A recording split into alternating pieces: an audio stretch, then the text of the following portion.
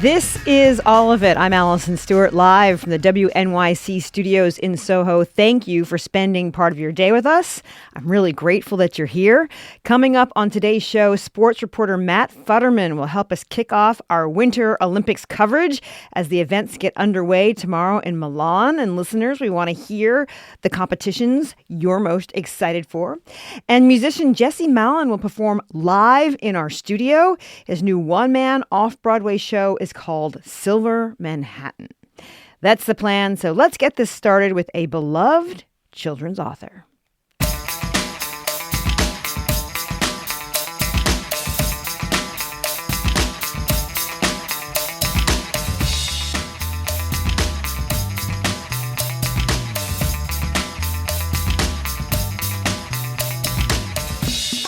Picture this. During the Second World War, a young former RAF pilot charms his way through Washington, D.C. and New York City in his job as a British spy.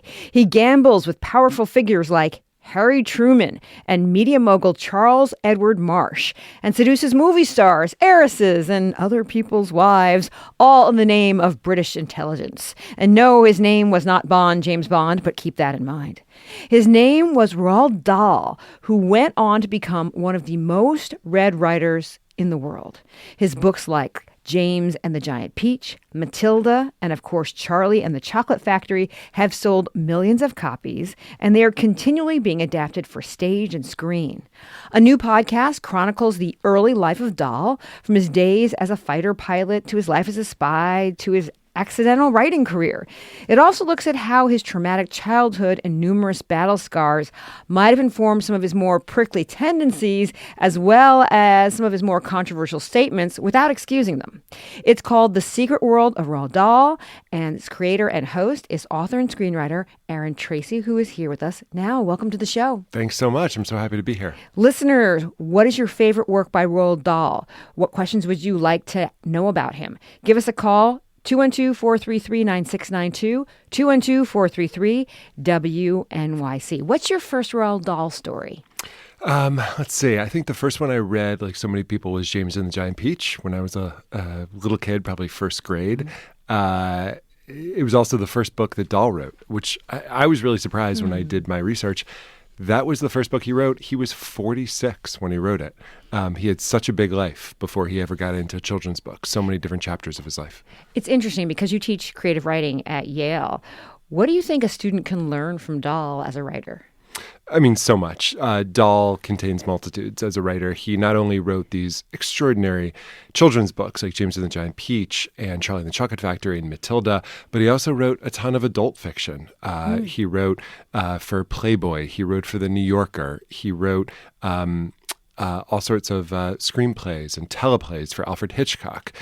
So depending on what kind of writing you're interested in, depending on your age, you can find almost anything in Dahl. What made you go down the rabbit hole of Roald Dahl? Yeah. I was looking for someone to write about. As you said, I'm a dramatic writer. And Dahl kind of was the perfect person sitting out there. One, because there had not been a ton about him. There have been very few movies where he appears as a character. But he does hold this kind of rarefied place in the public consciousness, in that he shaped so many of our childhoods. And then when I started digging into him, like I said, his story is just extraordinary. He was a fighter pilot. He was a British spy for MI6. He was an amateur neuroscientist. And so it was just sort of the perfect subject to dive into. When you're researching something, you go back to a certain source over and over again. Sometimes you go back to the source at the beginning and it makes more sense after you've gone through what you consider to be your research. What was one area that you went back to again and again on him? That's a good question. I mean, I'm a huge movie buff, and so I was really interested in the Hollywood chapter. When Dahl was 26 years old, he wrote a short story called The Gremlins, which has nothing to do with the Steven Spielberg produced classic. But it was this short story that was all about British-American cooperation in order to defeat the Germans. And it got passed around Washington, and Eleanor Roosevelt got her hands on it and loved it. and it got to Walt Disney eventually, and Disney wanted to make it into a movie. And so he flew Dahl out to Hollywood and put him up at the Beverly Hills Hotel and got him a driver. And it was like Dahl was going to be a screenwriter. He was going to be Ben Hecht, or he was going to be some great screenwriter. But things did not work out. Dahl was not able to collaborate. Disney eventually dropped the project. Dahl did not give up and had a series of failures in Hollywood, as so many people do. But when we think of Dahl, we think of extreme success in writing. But it was sort of one miss after the next in Hollywood for him, which I was really interested in until he wrote the fourth James Bond movie, which was informed by his own experiences in MI6, and that was a huge hit and set him up for the rest of his life. I'm speaking with Aaron Tracy, creator and host of the Secret World of Roald Dahl podcast. It's the first 3 episodes are out now, wherever you get your podcasts. And we're asking you, what is your favorite work by Roald Dahl? What question would you like to know about him? Give us a call, 212-433-9692, 212-433-WNYC. Am I saying his name right? That's a great question. I think people I know certainly say Roald Dahl, right? But the correct pronunciation is Roald. Roald Dahl. Yeah, but you sound kind of, I don't know, I'm too embarrassed to pronounce it that way. I think that I would sound kind of silly. But yes, his wife, Patricia Neal, certainly says Roald. All right, so I'm not going to follow. I'm going to say Roald Dahl. Roald Dahl, just sort of integrate. It's accepted. Okay, yeah. Thank you. It's an unusual name. Yes. Where's it from? He's Norwegian. His parents were Norwegian and British. And I honestly, I think that's one of the things, having such a strange name to American ears and being 6'6" and being as striking looking as he was, has kind of contributed to this overall impression that we have of him being a real life BFG. Mm-hmm. He just seems so otherworldly. I wanted to ask you, before we get into the podcast, some of the details of the podcast, how did you just decide to deal with his difficult side and the anti-Semitic statements that he made? Yeah. The anti-Semitism is certainly a very personal issue for me. It's something I was really grappling with.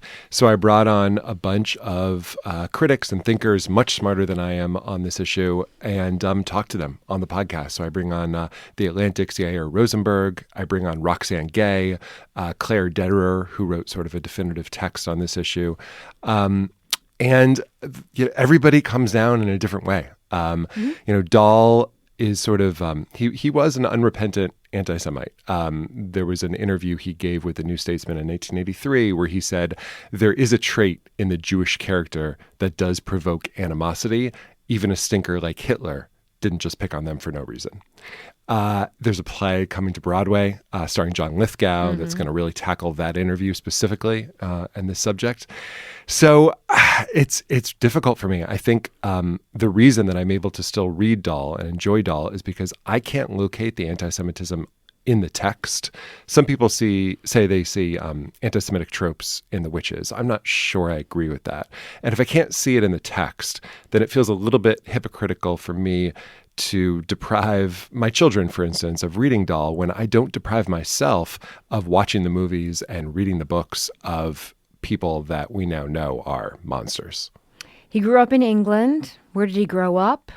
What was his childhood like? Yeah, he grew up in a place called Buckinghamshire, and his childhood was really tragic. When he was 3 years old, his father and his sister died within 3 weeks of each other. So that colored Buckinghamshire for him. That really obviously was the biggest event of his childhood and something he never got over. And a big part of my podcast is about Dahl's search for identity. His whole life, he was searching for who he was. And I think part of that stems from not having a father growing up, because it very much feels like he was trying to figure out not only what kind of man he was, but what it even meant to be a man in his part of the century. So he became a businessman first, and that didn't quite take. And then he became a fighter pilot, and that didn't take. And then he became a spy and a playboy and a screenwriter and a short story writer like Hemingway. And he was just trying on all of these different, what felt to me like masks of masculinity, trying to figure out who he was. Let's take a couple of calls. Let's talk to Allison, who's calling in from the Bronx. Hi, Allison. Thanks for taking the time to call. All of it. Hi. Thank you. I grew up in Cincinnati, and when I was in the third grade, which was the early 1990s, our entire class each wrote individual letters to Roald Dahl because our teacher was reading us James and the Giant Peach, and we each had to do a book report on a Roald Dahl book. But he actually took the time to write our entire class back. It was just one letter, but it was neat because he would answer some of the questions that some of us had written to him. And I remember he had opened up the letter and he addressed it to our teacher, and he called her the beguiling Miss Carroll. And we all thought that was quite funny. So that's all I wanted to share. Thank you so much for sharing that story. Does that surprise you? No, that's a beautiful story. For all of the terrible things that Dahl's wife of 30 years said about him in her memoir, and there were a lot of terrible things, she always said what a great, great father he was. Dahl was fantastic with kids. He truly loved kids. So all of the dark side, that was really separate from the way he treated, certainly it sounds like you and your classmates and children in general. Let's talk to Laura, who's calling in from Manhattan. Hi, Laura. Thanks for calling All of It. Hi. Huh? Yeah. So I was going to say, my son's 4, and I'm starting to read him books out loud, which I love. My mother did to me. And we started with Charlie and the Chocolate Factory because his name is Charlie and he loves chocolate. And we read it on long car rides, but then we tried to read the second one, The Great Glass Elevator, and it's just like too bizarre. It's like I actually don't even know what the plot of that book is. There's like aliens, and then the United States is involved in sort of a hysterical way that feels very relevant today, but we never finished it. And we moved on to James and the Giant Peach. Thanks for calling in. There's 2 interesting things that we discover in the podcast, that Charlie initially was supposed to be a black boy. Yeah.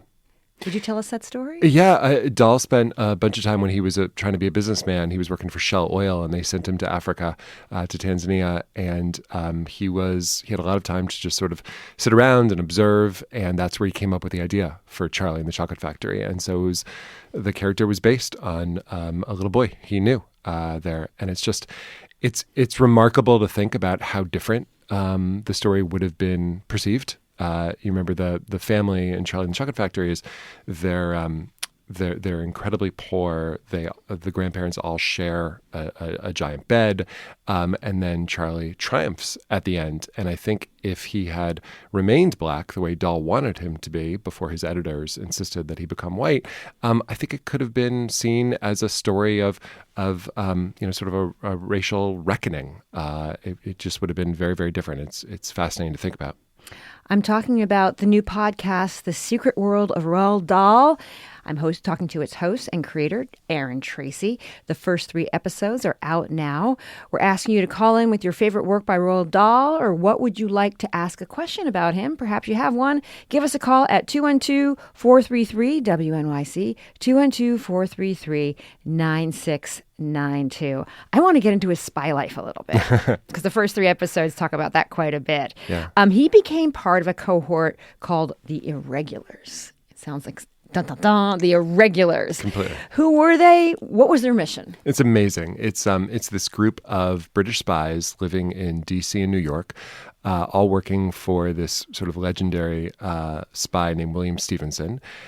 In New York, they actually worked out of 30 Rock, where Saturday Night Live is filmed now, very strangely. And that's where Dahl got the idea for the Great Glass Elevator, actually, the incredible elevator in 30 Rock. But the Irregulars were a group that was operating right before America got into the war, and their job was to help bring America into the war on Britain's side. It was Britain's darkest hour, and they were going to do anything they could to get America's help. So they had all these 20-somethings, including Dahl, coming up with propaganda missions, and there was a lot of seduction. Dahl's job was to seduce the wives of powerful Americans who were not yet on the Allied side in order to sway them or even blackmail them. And so there's a bunch of examples of that. And one of the most striking things to me is the eye for talent that Stevenson had. So he brought on Dahl, but he also brought on Ian Fleming, who would go on to create James Bond. He brought on David Ogilvy, who would go on to become the father of modern advertising and was inspiration for Mad Men, and Noel Coward, the playwright. So Wild. the way I sort of think of it, these dashing young men, you got to think of Noel Coward, Roald Dahl, James Bond, and Don Draper all hanging out at a Georgetown bar at midnight, at 26 years old, throwing back whiskeys and coming up with propaganda ideas. How did he become a spy at 26 years old? They saw something in him. Dahl was this incredibly handsome, tall, former fighter pilot who was a fantastic storyteller and incredibly charming. And British intelligence saw all of that and said, you're being a little bit wasted in the RAF.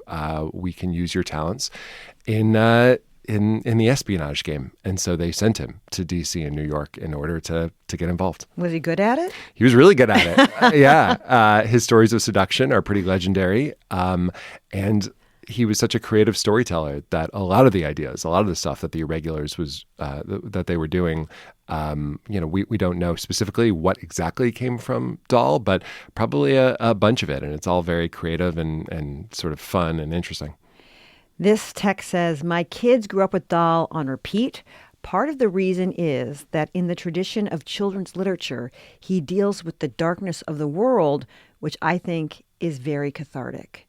Where do we see that? I totally agree with that. I mean, all of his children's books, honestly, have gruesome elements to them.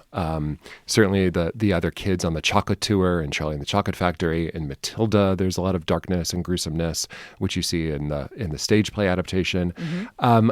And I totally agree with that text. Dahl knew that kids didn't just want sugary, sweet, saccharine stories where everything is fine. Children like the darkness because it makes them feel older. It makes them feel a little bit respected, that they're starting to sense that the world can be an unfair kind of dark place. And so this is someone who's actually, if not telling them the truth, at least respecting them enough to show them some dark sides. This says, talk about weird Dahl stories, the magic finger. Kid becomes a hunted duck and the story is traumatic. Where do you think he pulled that darkness from? I mean, I think a lot of it does come from his real life. The tragedy of his youth with his father and his sister dying within 3 weeks of each other when he was 3 years old. And then when Dahl got older, he had a bunch more family tragedies. I mean, just horrible stuff. His poor son, who was only a few months old, got hit by a taxi on the Upper East Side.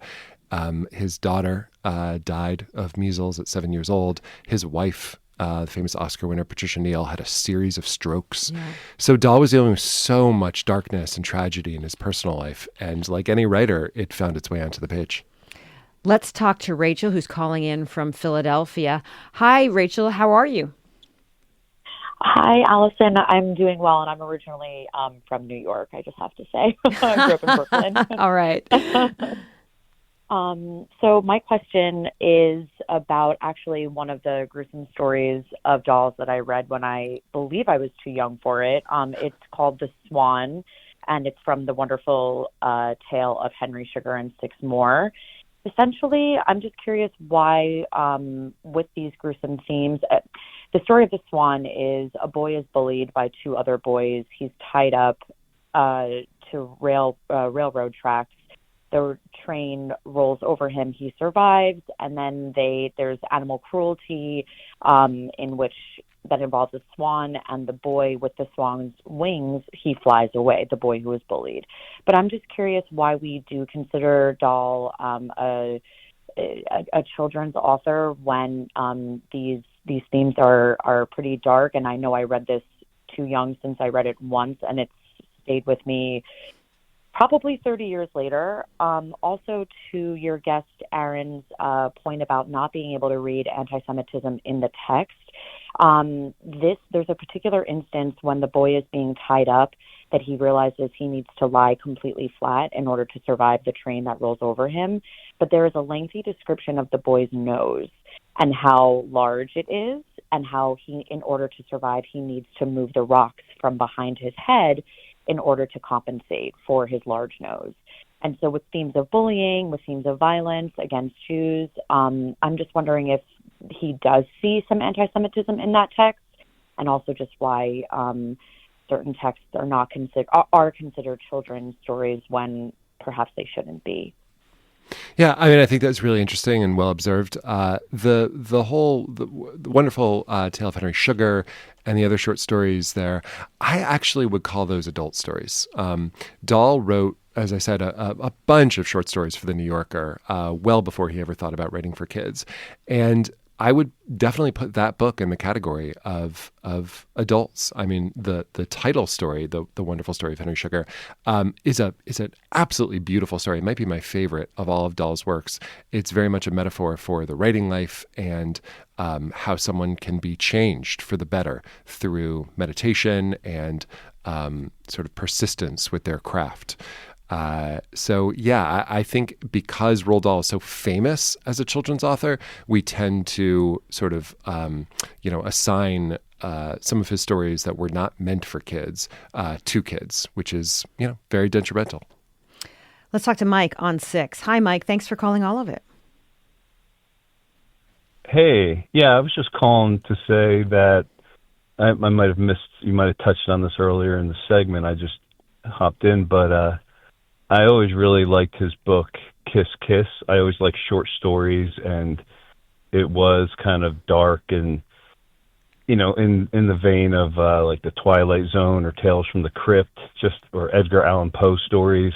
So that was a great short story book. And then there was My Uncle Oswald that I'd read when I was younger, and it had a lot of sex in it and was, a pretty steamy book. And just when I was younger, those, getting out of all the children's books that I knew him better as, I thought those were two really interesting books. Thanks so much for calling in. Let's talk to Patty in Brooklyn. Hi, Patty. Thanks for calling All of It. Hi. I just wanted to talk about Champion of the World. I was a teenager, and my mom loved this story. And so she gave it to me and my brother and sister. And it's about these two, these poachers that they're in Ireland, and they want to get all these pheasants off this estate. So they push a baby pram out, and they've loaded it with fruit soaked in alcohol.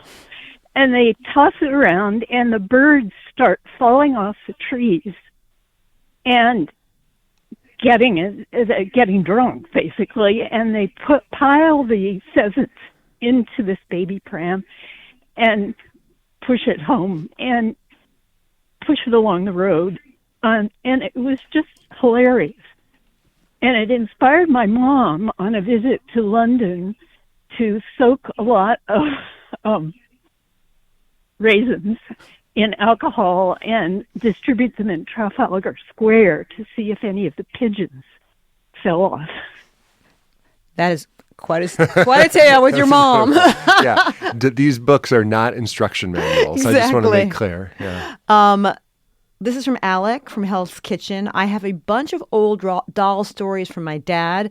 I admit they've been collecting dust. As someone who has not read Dahl before, what is a good text that is generally representative? What is another text that stands apart from the others stylistically? Great question. I mean, it really depends what you're looking for. If you're looking for something to read to your kids, I think Matilda is right now my favorite of the children's books. It's just such an extraordinary, beautiful story that's probably a little bit less gruesome than his other children's books.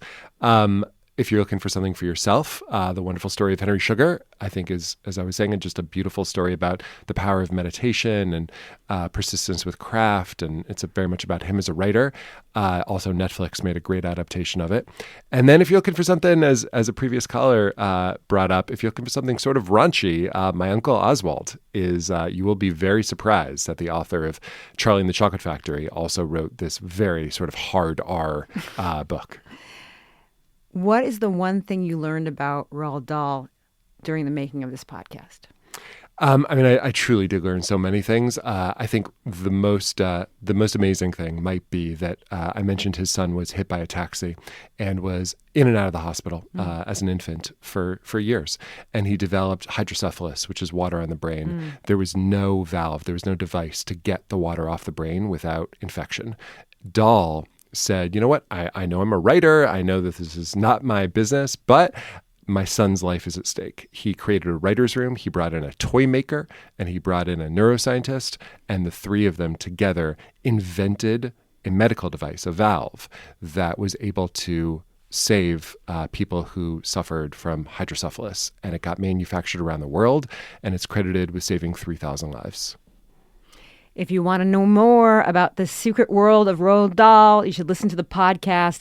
I have been speaking with its creator, Aaron Tracy. Thank you so much for joining us. Thanks so much for having me. This is great.